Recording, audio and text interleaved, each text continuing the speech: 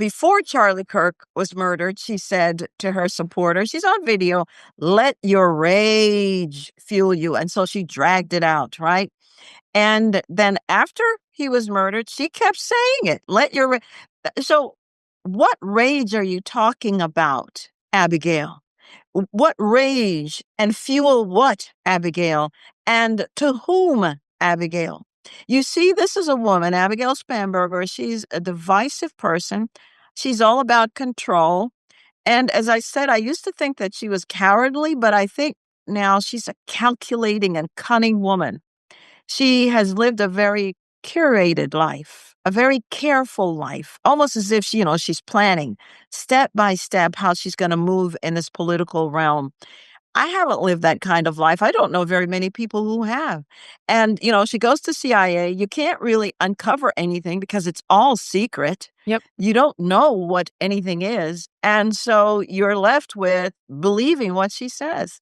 But then she's showing you that really she's very cunning. And we can't have somebody like that in the governorship. She will use her skills that she learned against us. If she will say the things that she says that we know to be lies. She blatantly lied, for example, during the debate when she said that she was not going to make Virginia a sanctuary state. But you said it last week. You said that you were going to rescind the executive order that Governor Youngkin had and make Virginia. I mean, I think at some point you probably saw my eyes just, wow. Yeah. What? And then she says she's not going to get rid of right to work. And I just... Can you tell everyone what right to work is, Lieutenant Governor, just so they understand what you're talking about? Yeah, so right to work is, for me, an issue of liberty. Right to work means that if you take this job, you're going to be forced to join a union. And if you're going to keep the job, you must pay union dues. That's it. And when she was in Congress, she not only voted for every single state to be forced to accept unionism, she also co-sponsored the bill. She helped to write the bill. And for me, that's not liberty. That's not freedom. That's what we left in the old country. We left that. And that's a tax. You're forcing me to use my very hard-earned paycheck for a tax. And then you're going to use my union dollars for political purposes, which is why you see over $1.4 million was given to her by unions because they want to force every single Virginian to join a union. You just opened my eyes about something that's gone on in California for years. What's I that? always thought of unions as protection for workers. So as you're talking, I'm sitting here going, well, but don't they just protect the workers from unsafe conditions and unfair wages and make sure they get their benefits? And then I realized that the teachers union has so much power over Gavin Newsom. They give him so much money that's why our kids were the last to go back to school in California during COVID. The last. Out of every friggin' state, the last. And I didn't appreciate. So basically what you're telling me is by forcing people to join unions and pay dues, you then give unions power to fund politicians' campaigns. Yes. Let me tell you how bad this is. So in New Jersey, in the governor's race there, so Mickey Sherrill, who used to room, by the way, with my opponent, used to room in Congress, used to be the roommate. The person who she won against received $40 million from the union. Think about that. Wow. Think about that. And that was in a primary.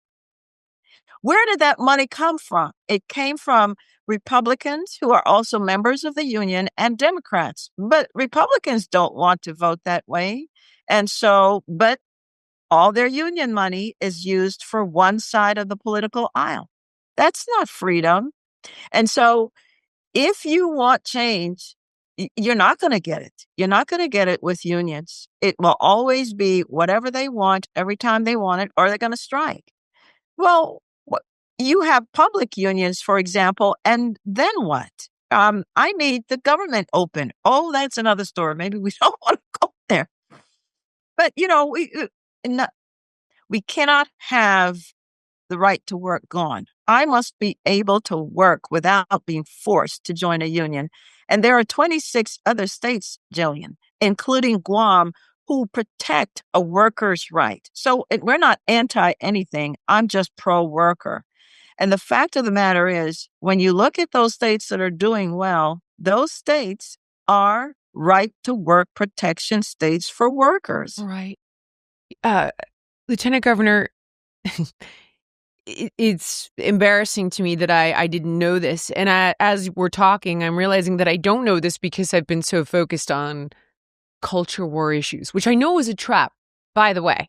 I know it's a trap. I know it's a distraction, and it's meant to take your attention away from the things that really matter. In my line of work, for example, we've got all these culture war issues. We're fighting with each other, but no one's paying attention to the fact that what is a union party in Washington has quietly given big chemical companies immunity for things like glyphosate. And I'm like, but hey, we're sitting here fighting about the dumbest crap. And yet it's so insane, you feel like you have to. It's like, well, hold on. Men cannot be in women's prisons. Do I really need to go fight this fight? This is insane. There's that too. It's like bananas. But I'm like, all right, we've got a rapist who now says he's a woman that's going into female prisons to abuse these women. And it's like, okay, let me go over here and fight this. But meanwhile, our entire country is being poisoned by this chemical, and the chemical company has blanket immunity. And no one is actually talking about workers and whether unions are good for them or bad for them and in what ways. Or you are, but no one's paying attention because, hold on, you don't like gays, and women have no sovereignty over their body whatsoever, and you're just a tribalist when it comes to Trump. Let's talk a little bit. I want to come back to some of that other stuff that's insane, because I do want to get to law enforcement and DEI. Talk to me about what Virginia needs. I'm a Virginian. What do I need? Give me the real issues, and let's table the culture war BS for a second. Yeah. Give me more on this. Yeah. I want to understand.